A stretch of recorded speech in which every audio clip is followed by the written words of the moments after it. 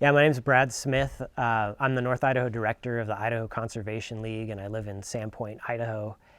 I was very fortunate to see mountain caribou in the Selkirks when we still had them. And my story occurred when it was the summer between my senior year in high school and my freshman year in college.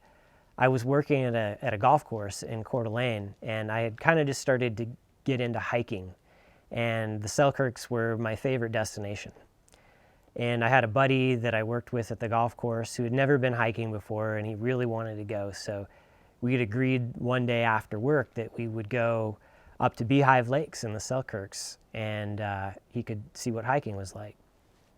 So after work, we got in the car and we drove up to Sandpoint and then headed up the Pack River, and it was actually a really kind of dreary day. It was kind of rainy and kind of foggy, but we had driven all the way up the Pack River from Coeur d'Alene, and so we were kind of committed at that point.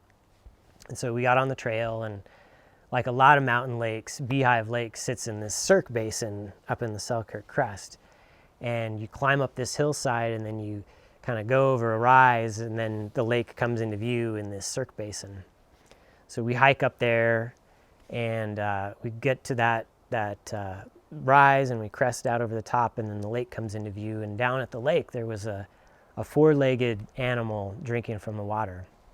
And I knew from experience that it wasn't an elk, it wasn't a deer, and it wasn't a moose, which meant it could only be one other thing in this part of the world. It was a mountain caribou. And I had read about the plight of mountain caribou in the news and whatnot, but I think until you actually experience something for yourself, you just don't have as great of appreciation for it. And so that encounter really affected me and shaped the trajectory of the rest of my life.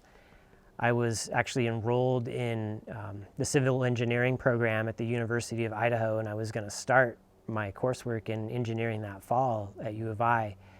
And after that encounter, I decided that I needed to change directions, and so I actually got online. It was the first time that the University of Idaho had a system in place where you could enroll in courses online. So I got on the computer and I changed all my classes from civil engineering to environmental science.